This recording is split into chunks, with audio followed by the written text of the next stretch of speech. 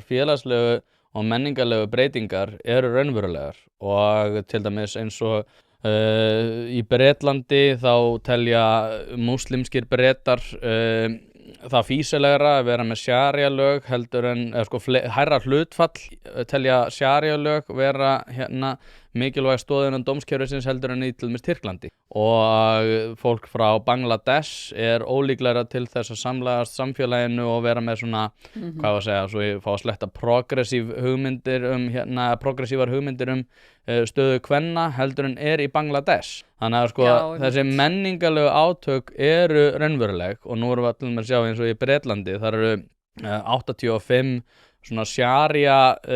dómstig einhver sem er ótrúlega einkennilegt að fylgjast með hvert vægi þeirra innan raunverulega. Það hafa ekkert lagalegt gildi en mikið af fólki einmitt fer út í svona. Nákvæmlega og ég tel bara eðlilegt að fólk horfi til þessara þróunar og segja, heyrðu, hingaðu ekki lengra, ég vil ekki vera að fá þetta inn í mitt samfélag og